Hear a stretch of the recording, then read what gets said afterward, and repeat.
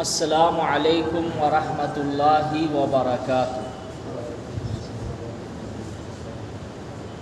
الحمد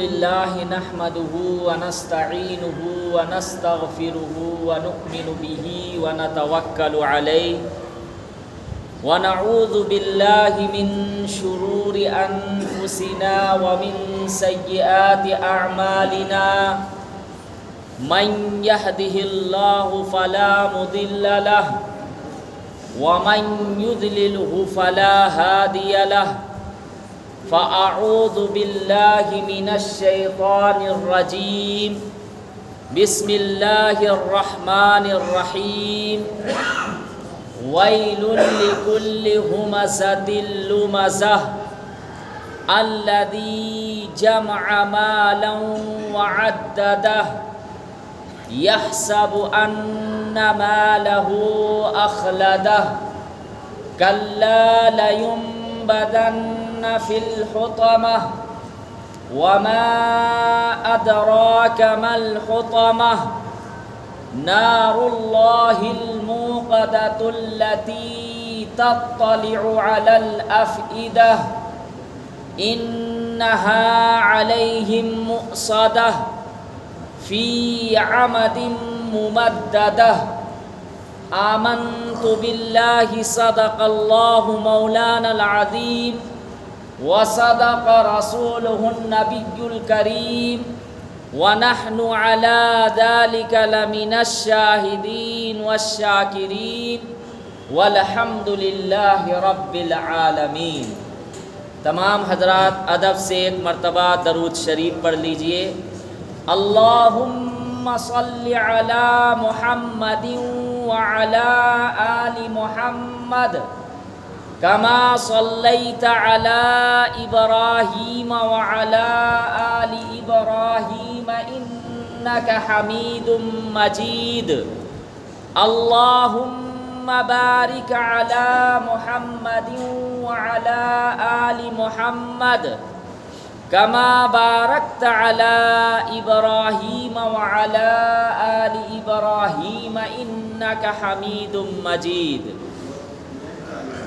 دوستو بزرگوں، ابھی میں نے آپ حضرات کے سامنے سورہ ہمزہ کی تلاوت کی ہے۔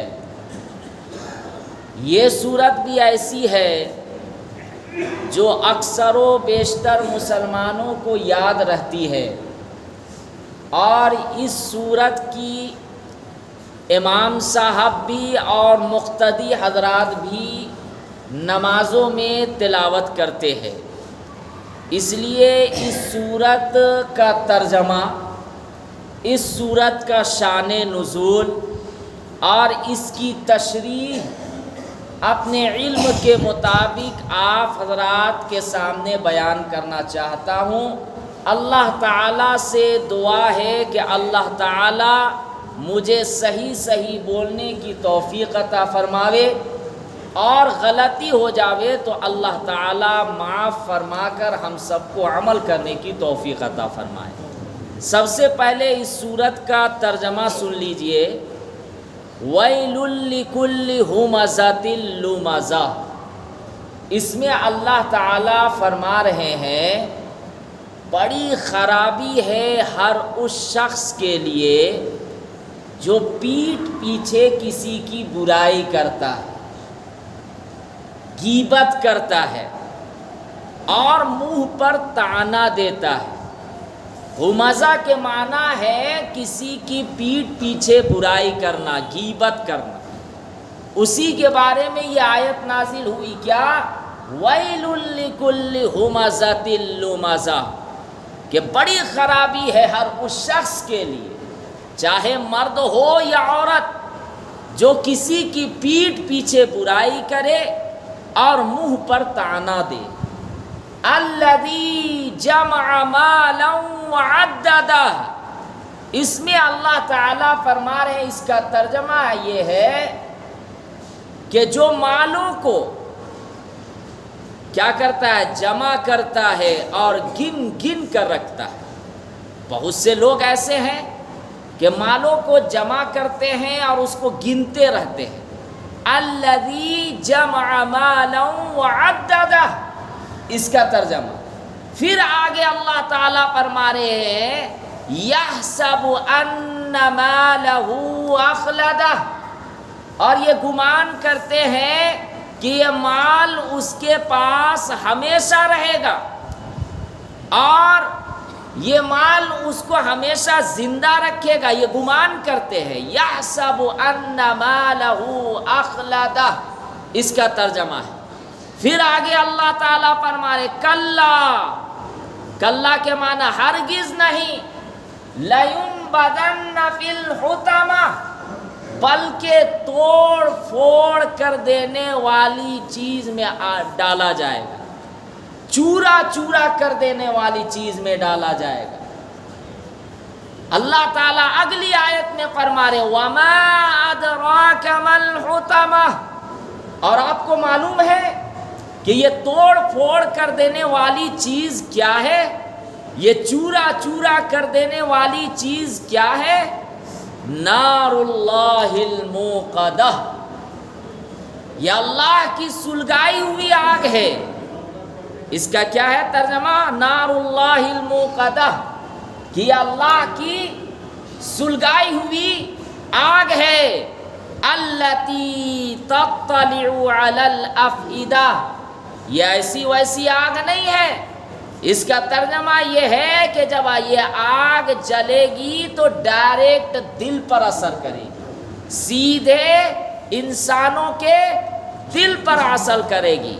انہا علیہم مؤصدہ، اور پھر اس آگ میں انسانوں کو بند کر دیا جائے گا، گویا کہ اس آگ سے نکلنے کا کوئی راستہ نہیں ہوگا. اس آیت کا ترجمہ کہ اس آگ میں وہ آگ بند کر دیا جائے گا. فی عمد ممددہ، اور وہ آگ لمبے لمبے ستونوں کی شکل میں ہوں. اس سورت کا یہ ترجمہ ہے. اگر اس سورت کو ہم ترجمہ کے ساتھ پڑھیں گے اور سمجھیں گے تو اس میں بہت ساری باتیں ہیں جو مسلمانوں سے اللہ تعالیٰ کہہ رہے ہیں، اور آپ صلی اللہ علیہ وسلم سے خطاب فرما کر پوری امت مسلمہ کو اللہ کے نبی صلی اللہ علیہ وسلم میسیج دے رہے ہیں. اس صورت میں پہلی چیز کیا کہا گیا کہ بڑی خرابی ہے ہر اس شخص کے لیے جو پیٹھ پیچھے کسی کی برائی کرتا ہے. یہ اگرچہ کافروں کے بارے میں یہ صورت نازل ہوئی، ان کے بارے میں یہ کہا گیا کیونکہ جب آپ صلی اللہ علیہ وسلم مکہ کی سرزمین میں ایمان کی دعوت دینے لگے اور دن بدن ایمان والے بڑھنے لگے، اسلام کے ماننے والے بڑھنے لگے، تو پھر کیا ہے، کفار جو ہے وہ آپ صلی اللہ علیہ وسلم اور صحابہ کرام کے پیٹھ پیچھے برائیاں کرنا شروع کر دی. پیٹھ پیچھے کیا کرنا شروع کر دیے؟ برائیاں بیان کرنا شروع کر دیے. اور اگر آپ صلی اللہ علیہ وسلم یا صحابہ کرام سامنے آ جاتے تو منہ پر تانا دیتے، منہ پر تانا بھی دیتے، اور یہ بھی کہا کرتے تھے کہ دیکھو یہ آپ صلی اللہ علیہ وسلم جس چیز کی دعوت دیتے ہیں ان کے ماننے والے غریب لوگ ہیں. کیا ہے؟ غریب لوگ ہیں، کمزور لوگ ہیں. لیکن ایسی بات نہیں ہے. ایمان اس وقت قبول بڑے بڑے طاقتور بھی ایمان قبول کیے اور پیسے والے بھی ایمان قبول کیے. حضرت ابو بکر صدیق رضی اللہ تعالیٰ عنہ غریب نہیں تھے. جب وہ ایمان لائے تو کیا غریب تھے؟ بہت مالدار تھے. کتنے غلاموں کو آزاد کیے. آپ ان کی سیرت کا مطالعہ کیجئے. حضرت عمر رضی اللہ تعالیٰ عنہ غریب نہیں تھے. بعد میں وہ جب ایمان لائے اللہ کے راستے میں صحابہ کرام مالوں کو خرچ کر دیے تب غریب ہوئے تھے. تب پیوند لگے ہوئے کپڑا پہن رہے تھے، ورنہ تو یہ بہت زیادہ مالدار تھے۔ حضرت عثمان غنی رضی اللہ تعالیٰ عنہ صحابی رسول، یہ ایمان کے بعد ایمان والے تھے اور اس وقت بھی مال ان کے پاس بہت تھا۔ غنی کے معنی ہی ہوتا ہے مالدار۔ حضرت عبد الرحمن بن عوف رضی اللہ تعالیٰ عنہ بہت مالدار تھے۔ حضرت امیر معاویہ رضی اللہ تعالیٰ عنہ بہت مالدار تھے، بہت اعلیٰ قسم کے کپڑا پہنتے تھے۔ لوگوں کو میں نے یہ کہتے ہوئے سنا، بہت سے لوگوں کو، کہ آج کل کے علماء کرام اتنا عمدہ لباس کیوں پہنتے ہیں؟ آج کل کے علماء کرام اے سی والی گاڑیوں میں کیوں چلتے ہیں؟ بلڈنگیں کیوں بناتے ہیں؟ مطلب یہ تانا دینا ہے کچھ مسلمانوں کا۔ ان کا مقصد یہ ہوتا ہے کہ وہی فقر و فاقہ والی زندگی جو اللہ کے نبی حضرت محمد صلی اللہ علیہ وسلم نے گزاری، وہی علماء کرام گزاری۔ یہ غلط فہمیاں ہیں، اس وجہ سے کہ جب آپ صلی اللہ علیہ وسلم تھے اس وقت غربا، فقر و فاقہ کا دور تھا، اس وقت مال کی فراوانی نہیں تھی۔ اس وقت تو آپ جو یہاں مسجد میں اتنی بہترین مسجد میں بیٹھے ہوئے ہیں، پنکھے کا انتظام، لائٹ کا انتظام، اور اس کے بعد بعض مساجد میں اے سیوں کا انتظام، نل وغیرہ کا، یہ صحابہ کرام کے دور میں نہیں تھا۔ صحابہ کرام کا مقابلہ علماء نہیں کر سکتے ہیں۔ حضرت عثمان غنی رضی اللہ تعالیٰ عنہ کے دور میں لمبی چوڑی مسجد بنائی گئی تھی۔ میں نے کسی جمعہ میں بیان کیا تھا، کسی نے کہا کہ حضرت آپ اتنی لمبی چوڑی اور عالیشان مسجد کیوں تعمیر کیے، جبکہ آپ صلی اللہ علیہ وسلم کے زمانے میں چھپر والی مسجد، حضرت عمر رضی اللہ تعالیٰ عنہ کے دور میں چھپر والی مسجد، تو آپ اس طرح لمبی چوڑی اور عالیشان۔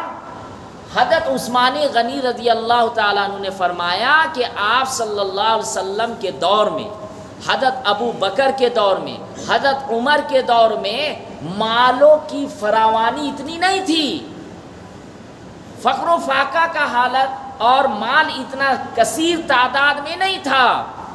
لیکن اب ہمارے دور میں بہت زیادہ مال آ چکا ہے اور لوگ اونچی اونچی بلڈنگیں تعمیر کر رہے، اپنے گھر عمدہ بنا رہے ہیں، تو کیا اللہ کا گھر کو ہم خوبصورت نہیں بنائیں گے؟ یہ حضرت عثمان غنی رضی اللہ تعالیٰ عنہ کا جواب تھا۔ تو کیا یہ غلط ہو گئے؟ نعوذ باللہ۔ ان کی سوچ یہ بھی تقوی والی سوچ تھی کہ جب اپنے گھر کو ہم خوبصورت اور عمدہ بنا رہے تو اللہ کا گھر ہے، تو اللہ کے گھر کو ہم کیوں خوبصورت نہ بنائیں؟ اگرچہ اس میں ڈیزائن وغیرہ بنانے سے منع کیا گیا۔ بہت سے لوگ ہوتے ہیں مسجدوں کے ممبروں میں پھول وغیرہ اور بہت طرح کی ایسی چیزیں بنا دیتے ہیں جو احادیث میں منع ہے۔ اتنی بھی زیادہ مسجدوں کو سجانے کا نہیں ہے، ٹھیک ہے ٹائلز وغیرہ لگائے ضرورت کے تحت، لیکن بعض مساجد میں دیکھیں گے ممبروں میں پھول وغیرہ ڈیزائن کر دیا جاتا ہے، یا پھر بہت زیادہ اس میں لکھاوٹ ہوتی ہے۔ ان چیزوں سے منع ہے۔ مسجد ایسا بالکل گھر کے مشابہت نہیں کرنا ہے۔ مسجد اگرچہ آپ ٹائلز مارمر وغیرہ لگا رہے ہیں، اے سی وغیرہ لگائیں، لیکن مسجد کی ایک الگ پہچان ہونی چاہیے کہ یہ اللہ کا گھر ہے۔ یہ کیا ہے؟ اللہ کا گھر ہے۔ تو آج کے دور میں مال کی فراوانی ہے، اللہ نے لوگوں کو مالوں سے نوازا ہے۔ آپ جب 80-90 ہزار روپیہ آپ کو مل رہا ہے، آپ ہر سہولیات اپنے لیے تیار کر رہے، تو علماء بھی تو انسان ہیں، امام مؤذن بھی انسان ہے۔ اللہ اگر ان کو نواز رہے ہیں تو آپ دعا دیجئے، آپ کیا کیجئے؟ دعا دیجئے، ان سے آپ جو ہے حسد کرنا یا پھر سوچنا کہ نہیں پرانے خیالات میں، بھائی پہلے زمانے میں لوگ گھوڑوں میں سفر کیا کرتے تھے، آپ جہازوں میں کیوں سفر کر رہے ہیں؟ آپ بھی گھوڑوں میں سفر کیا کیجئے۔ پہلے زمانے میں یہ سب چیزیں ٹرین وغیرہ نہیں تھے، آپ سب ٹرین میں سفر کر رہے ہیں، تو حالات زمانے کے اعتبار سے نئی نئی چیزیں آ رہی ہے، اسی طریقے سے مال بھی کثرت سے ہے لوگ، ہاں غلط استعمال کرنے سے منع کیا گیا، مال کو کہا گیا آپ صحیح جگہ استعمال کیجیے تاکہ مرنے کے بعد آپ کو ثواب ملتا رہے، اور یہ مال ہمارا نہیں ہے۔ اسی کے بارے میں اللہ نے آیت نازل فرمائی نا، یحسب ان مالہ اخلدہ، کیا آپ یہ گمان کر رہے ہیں کہ یہ مال ہمیشہ رہے گا؟ نہیں، یہ مال ہمیشہ نہیں، ہم بھی ہمیشہ نہیں۔ اللہ نے سختی کے ساتھ فرمایا کلا، ہرگز نہیں، بلکہ توڑ پھوڑ کر دینے والی، چورا چورا کر دینے والی آگ میں ڈال دیا جائے گا ہمیں بھی اور اس مال کو بھی۔ اور آپ سمجھے کہ یہ مال آخر وقت میں بالکل دیکھیں گے قیامت کے قرب قیامت، ویسے تو قیامت کے قریب ہی ہے ہم لوگ، یہ جتنے بھی آپ لوگ اکاؤنٹ میں مال و دولت کو جمع کر رہے ہیں، ایسا آئے گا کہ اچانک آپ کا سارا مال ختم ہو جائے، کیونکہ یہودیوں کے قبضے میں یہ ساری کی ساری مشینیں ان کے یہ میں ہیں۔ اور آپ دیکھیں گے کہ جو لوگ اکاؤنٹ میں جمع کرتے ہیں تو پن ڈالتے ہیں، تب اس کے بعد اے ٹی ایم سے پیسہ وغیرہ نکلتا ہے، پن بھول گئے تو پیسہ نہیں نکلے گا۔ آخری وقت میں آپ کا مال ایسا غائب ہو جائے گا، یہودیوں کے پاس چلا جائے گا، وہ کیسے چلا جائے گا؟ اب ان کی ایک محنت ہے، بالکل سارا کا سارا مال ختم۔ اس وقت نہ آزمائش ہوگی، ابھی ایمان بچا لے رہے ہیں الحمدللہ، اصل اس وقت ہوگا کہ یہودی لوگ دجال کا انتظار کر رہے ہیں، کیونکہ یہودی دجال کا ساتھ دے گا، اور اصل لڑائی ہم لوگوں کی اور کسی سے نہیں ہوگی، یہودیوں سے۔ اور سب سے بڑا دشمن کون؟ یہودی۔ اور آج بھی یہودی بیچ میں نہیں آتا ہے، سارے ملکوں کو لڑوانے والا کون؟ یہودی۔ یہودی لوگ جو ہے وہ کم تعداد میں ہے، لیکن امریکہ جیسے لوگ کو اپنے ہاتھوں میں یہودی رکھے ہوئے ہیں، یعنی وہ بھی غلام ہے۔ تو کہنے کا مطلب یہ ہے کہ ایک زمانہ ایسا آئے گا کہ سارے لوگ جو ہے ایمان قبول کریں گے یا دیکھ لیں گے اپنی آنکھوں سے عیسیٰ علیہ السلام کو نازل ہونے کا، ایمان لے لائیں گے، لیکن یہودیوں سے اصل لڑائی ہوگی۔ دجال سب سے بڑا فتنہ ہوگا، اور اس وقت کہا گیا کہ یہ جتنے بھی اکاؤنٹ میں آپ لوگ پیسہ جمع کر رہے سب ختم ہو جاوے گا، لوگ کھانے کے لیے ترسیں گے، فقر و فاقہ کا حالت۔ دجال اس وقت کہے گا کہ میں اناج لا کر دوں گا، تم مجھے آقا کہو، خدا مانو، اور بظاہر اللہ تعالیٰ اس کو اتنی طاقت دے دے گا دجال کو کہ مرے ہوئے لوگ کو وہ زندہ کر دے گا۔ حدیث کے اندر ہے کہ مرے ہوئے لوگ کو اللہ تعالیٰ طاقت دے دیں گے کہ وہ زندہ کر دے گا۔ اسی طریقے سے اس کے سامنے وہ یہ کہے گا کہ تمہارا باپ، تمہارے ماں یا جو بھی مر گئے ہیں، اگر تم مجھے اللہ کہو گے تو میں تمہارے سامنے زندہ کر دوں گا۔ اب اگر دجال کو کوئی خدا مانے گا، فوراً وہ ایمان سے نکل جائے گا، فوراً اسی وقت ایمان سے نکل جائے گا، پھر اس کا ٹھکانہ جہنم۔ 40 دن وہ رہے گا، لیکن اتنی تباہی مچائے گا، اتنی تباہی۔ ابھی تو ہم لوگ ہلکا پھلکا دیکھتے ہیں، ملک کے اندر یہ ہو رہا ہے، اور واقعتاً بھائی تکلیف ہوتی ہے، فلسطین کے مسلمانوں کے ساتھ ہو رہا ہے، ہوتی ہے تکلیف۔ حالانکہ غلطی کہیں نہ کہیں دیکھے تو جس وقت یہودی وہاں پر آئے تھے ان لوگوں کو پناہ نہیں دینی تھی، زمین نہیں دینی تھی، اس لیے کہ جب معلوم تھا کہ یہ سب سے بڑا دشمن، تو ہم کیوں دیں اس کو زمین۔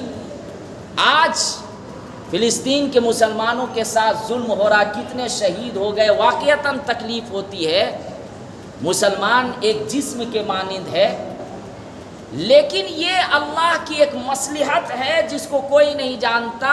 یہ مسجد اقصیٰ بھی ایسا ہوگا کہ ایک وقت میں یہودیوں کے قبضے میں چلی جائیں گی۔ بھائی جب یہودیوں کے قبضے میں چلی جائیں گی تب نہ وہ سارا ماجرا جو امام مہدی کا آنا اور اس کے بعد پھر یہودیوں کے قبضے سے مسجد اقصیٰ کو آزاد کرانا، ہر جگہ عدل و انصاف کرنا، یہ بالکل قیامت کی ایک نشانی۔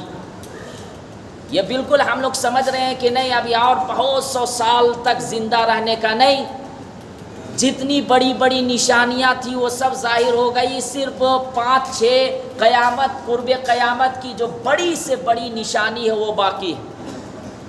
اللہ تعالیٰ سے دعا کرنی ہے کہ اللہ تعالیٰ ایمان پر خاتمہ عطا فرمائے، ہر فتنوں سے اللہ تعالیٰ حفاظت عطا فرمائے، اور خاص طور سے دجال کی فتنوں سے اللہ حفاظت عطا فرمائے۔ تو میں یہ کیا کہہ رہا تھا کہ جو پیٹھ پیچھے کسی کی برائی کرتا ہے، طعنہ دیتا ہے، یہ بہت بڑا گناہ ہے۔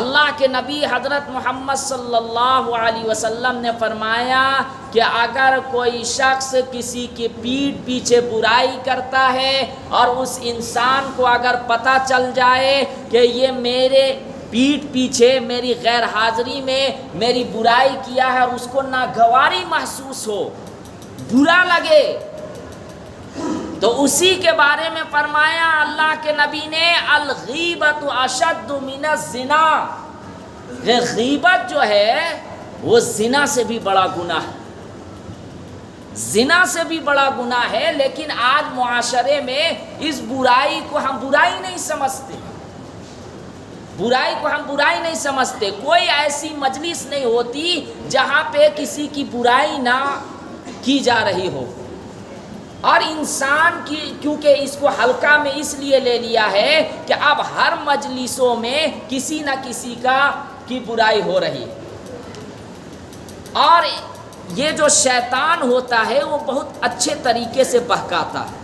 سب سے پہلے تو اگر مجلس میں 4-5 لوگ بیٹھے ہوئے ہیں، اب کسی کی سب سے پہلے تعریف شروع ہوتی ہے، مثال کے طور پر کہ بھائی وہ شخص ہیں، بہت ہی اچھے انسان ہیں، بہت اچھا اخلاق ہے، بہت اچھے سے ملتے جلتے ہیں، لیکن اس کے بعد اچانک شروع ہو جاتا ہے مگر اس کے اندر یہ خامی ہے، مگر اس کے اندر یہ کمی ہے۔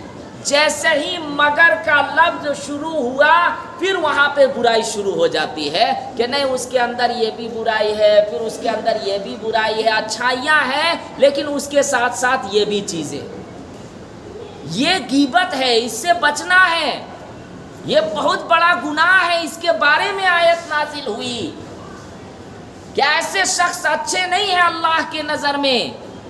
اللہ کے نبی حضرت محمد صلی اللہ علیہ وسلم نے ارشاد فرمایا، اور اچھا قرآن میں بھی ہے سورہ حجرات میں، کہ کیا کوئی شخص اس بات کو پسند کر سکتا ہے کہ اپنے مردار بھائی کا گوشت کھائے؟ کوئی پسند کر سکتا ہے؟ پہلی چیز تو جو انسان کو کھاتا ہے اس کو آدم خور کہتے ہیں، اس کو سب سے بدترین اللہ کی مخلوق میں شمار ہوتا ہے جو انسان کو کھاتا ہے، ایک انسان اور اس کے بعد دیکھیں کہ ایک مرا ہوا انسان کو کھا رہا ہے تو کتنا گھٹیا والا عمل ہے۔ اللہ سے دعا کرے، بچنے کی کوشش کرے۔ کبھی اگر ایسی مجلس شروع ہو جاوے، کوئی انسان غیبت کی مجلس جیسے ہی شروع کرے، وہاں پہ کوئی دین کی باتیں بتائیں، وہاں پہ اللہ اور اللہ کے رسول کی باتیں، یا اور بھی بہت سارے حالات ہیں، بہت ساری باتیں ہیں، غیبت ہی کیوں؟ ایک دوسرے کے بارے میں ہم کیوں برائیاں بیان کر کے اور اپنے نامہ اعمال میں گناہوں کا ذخیرہ جمع کر کے اور اس دنیا سے چلے جائے۔ بہت ساری باتیں ہیں، ان باتوں کو تذکرہ کیجئے۔ کسی کی غیبت، کسی کے بارے میں پیٹھ پیچھے برائی کرنا یہ اچھی بات نہیں ہے۔ اسی کے بارے میں اللہ کے نبی حضرت محمد صلی اللہ علیہ وسلم سے ایک صحابی نے عرض کیا کہ اللہ کے رسول صلی اللہ علیہ وسلم، اگر میں کسی آدمی کی برائی کر رہا ہوں اور واقعتاً اگر اس کے اندر وہ برائی پائی جاتی ہے، مثال کے طور پر ایک آدمی ہے جو رشوت لیتا ہے، اور اس کے بارے میں اگر میں نے کسی آدمی کے پاس برائی بیان کی تو کیا پھر بھی گناہ پڑے گا؟ اللہ کے نبی حضرت محمد صلی اللہ علیہ وسلم نے فرمایا کہ دیکھو، اگر واقعتاً اس کے اندر برائی ہے اور آپ کی اس کے پیٹھ پیچھے برائی کر رہے ہیں تو وہ بھی غیبت ہے، اور اگر اس کے اندر وہ برائی نہیں پائی جا رہی ہے اور کسی دوسرے انسان کے سامنے اس کی پیٹھ پیچھے برائی کر رہے ہیں اور وہ برائی اس انسان کے اندر نہیں پائی جا رہی ہے تو یہ بہتان ہے۔ غیبت بھی، بہتان بھی۔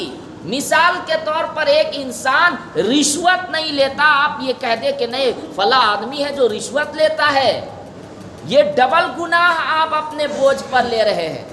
ایک تو برائی، غیبت بھی کیے، دوسری چیز کیا کہ بہتان لگا رہے ہیں۔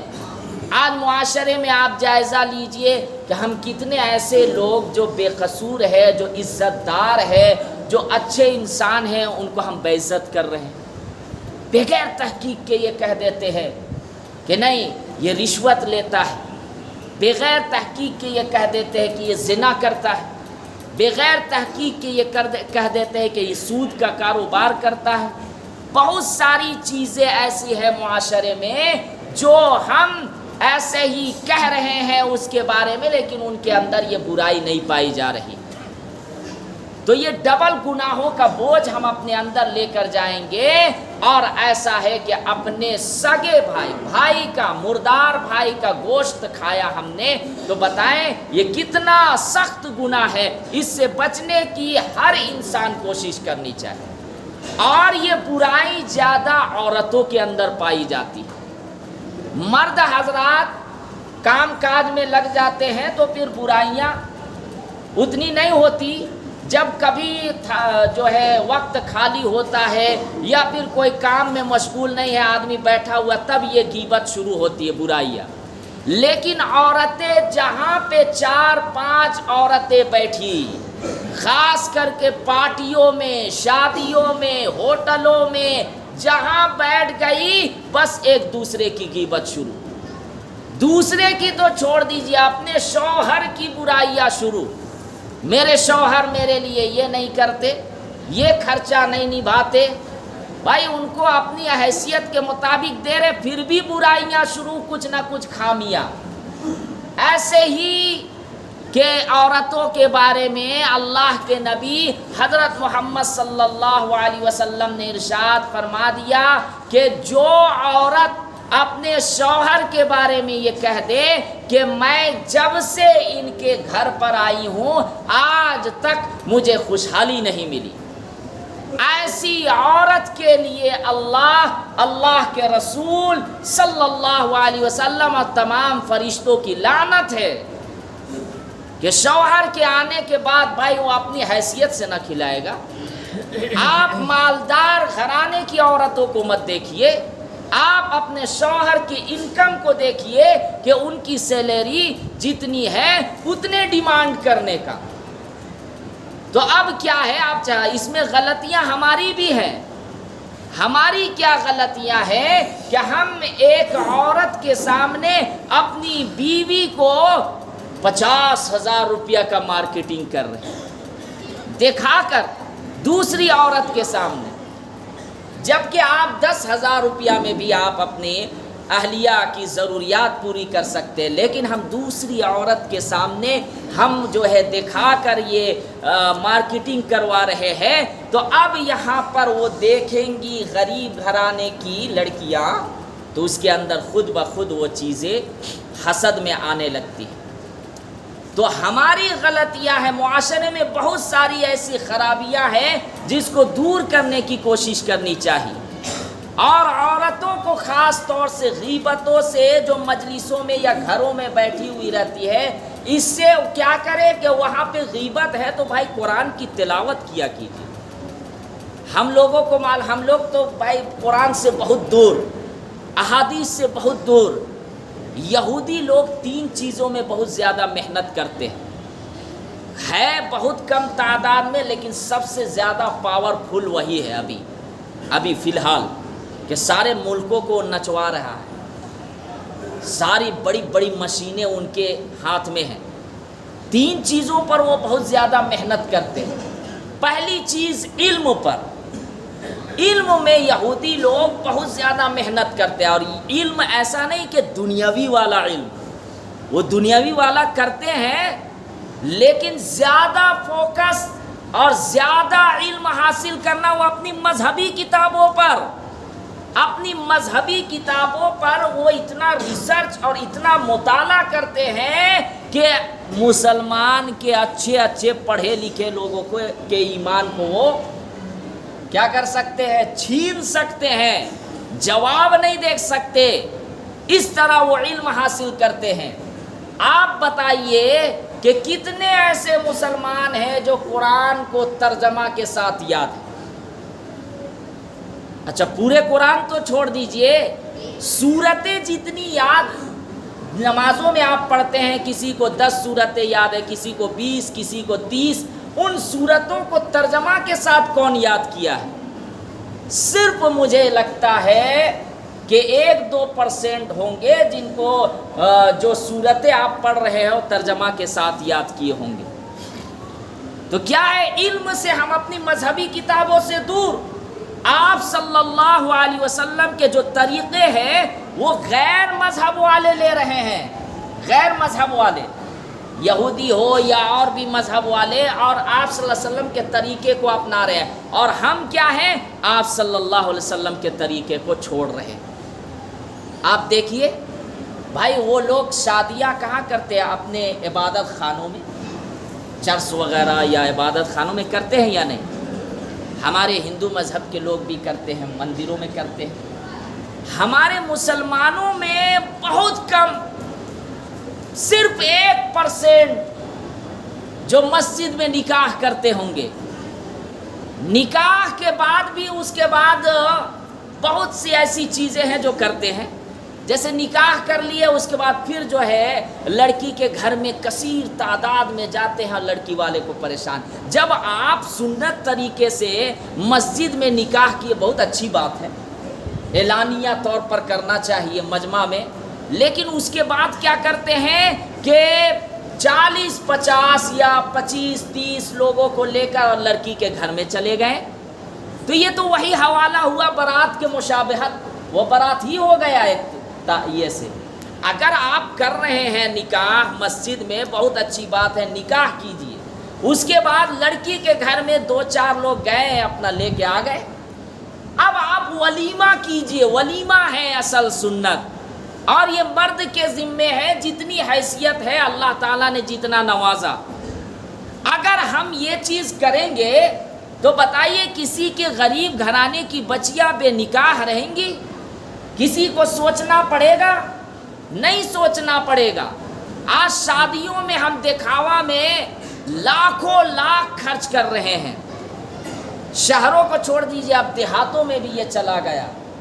سجاوٹ، برسوں کی شادی، سیٹھیوں میں سجاوٹ اعلیٰ سے اعلیٰ، لیکن کھانا گھٹا دیے۔ کہنے کا مطلب یہ ہے کہ بہت سی ایسی برائیاں ہیں جو نہیں کرنی چاہیے۔ سجاوٹ کر رہے ہیں، دکھاوا کہ لوگ آوے دیکھے کہ ہاں اعلیٰ سے اعلیٰ، یہ کمی ہے۔ اور اس کے بعد پھر برات میں پٹاخے تو 3 لاکھ کے چھوڑ رہے ہیں۔ اگر وہی پیسے اگر کسی غریب یتیم کو دے دیں گے، کتنی دعائیں ملیں گی۔ بہت سے ایسے لوگ ہیں جو بیچارے پڑھ نہیں رہے ہیں، نہیں پڑھ رہے ہیں، لیکن آپ دیکھیں کہ ہم لوگ کیا کر رہے ہیں، ہر چیز دکھاوا میں، غیر کیا کر رہے ہیں، اپنی مذہبی کتابوں پر عمل کر رہے ہیں، اس پر فوکس کر رہے ہیں، اس لیے وہ ترقیات پر چلے جا رہے ہیں۔ ہم نے اپنے نبی صلی اللہ علیہ وسلم کے ہر طریقے کو چھوڑ دیا، اس لیے ہم ناکام ہوتے جا رہے ہیں، اور ناکام ہوتے چلے جائیں گے جب تک ہم آپ صلی اللہ علیہ وسلم کے طریقے کو نہیں اپنائیں گے۔ تو یہودی لوگ ایک تو علم حاصل کرتے ہیں، دوسرا یہ کرتے ہیں کہ وہ تجارت کرتے ہیں، بزنس میں بہت زیادہ دھیان دیتے ہیں۔ ہم مسلمان دیکھیں کہ یہ نظر رہتی ہے کہ کیا بزنس کریں گے، باپ دادا کی زمین ہے بیچ کے کھائیں گے، اور ایسا ہو بھی رہا ہے، زمین بیچ کے کھا رہے، اب ان کو محنت کرنے کا کوئی جذبہ نہیں۔ جب زمین ختم ہو گئی اب اس کے بعد پھر جو ہے در بدر پھر رہے ہیں۔ جب اللہ نے آپ کو دولت سے نوازا، آپ کوشش کرے ایک مارکیٹ بنانے کا، آپ کوشش کرے ہاسپٹل بنانے کا، آپ کوشش کرے اسلامک اسکول بنانے کا، کالج بنانے کا، ایسی چیز جس میں کچھ مسلمان اس کے اندر میں کام کرے، مسلمانوں کا بھلا ہو۔ ٹھیک ہے، غیر مذہب والے بھی غریب آ جاوے بھائی، ان کی بھی مدد کرو۔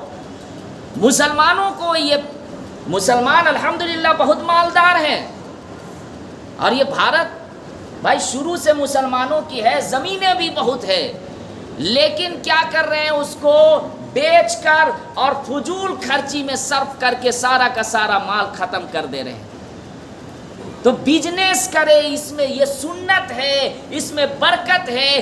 آپ صلی اللہ علیہ وسلم بھی بکریاں چراتے تھے، تجارت کرتے تھے۔ بزنس میں دھیان دے۔ تو یہودی لوگ کیا کرتے ہیں، بزنس۔ اور تیسرا وہ لوگ فوکس کرتے ہیں کیا، تبلیغ کا کام زبردست کرتے ہیں۔ ہم لوگ یہ سمجھتے ہیں ایک چلہ لگا لیے یہی اصل، بس ختم۔ بھائی وہ لوگ سالوں سال اپنے گھر کو چھوڑ کر چلے جاتے ہیں، لیکن وہ پوری دلیل کے ساتھ جاتے ہیں، پوری کتاب کو مطالعہ کرنے کے بعد نکلتے ہیں، اور پھر ڈائریکٹ ایمان والے کو ایسا جواب دیتے ہیں، اس طرح بولتے ہیں کہ ان کے ایمان کو وہ چھین لیتے ہیں۔ تو وہ کیا کرتے ہیں کہ دعوت و تبلیغ کا کام بہت زبردست کرتے ہیں۔ حالانکہ یہودی کامیاب نہیں ہوں گے، کیونکہ احادیث کا مطالعہ کرنے سے پتہ چلتا ہے کہ قرب قیامت میں یہ درخت کے پیچھے بھی چھپیں گے تو درخت گواہی دے گا کہ آؤ یہ میرے پیچھے چھپا ہوا ہے، مارو، وہ ہو کے رہے گا۔ یہ حدیث میں تذکرہ ہے۔ لیکن ابھی کے جو حالات ہیں اس پر میں نے بیان کیا۔ اللہ تعالیٰ سے دعا ہے اللہ تعالیٰ ہم سب کو کہنے سننے سے زیادہ عمل کرنے کی توفیق عطا فرمائے۔ وآخر الدعوانا ان الحمدللہ رب العالمین۔ جو حضرات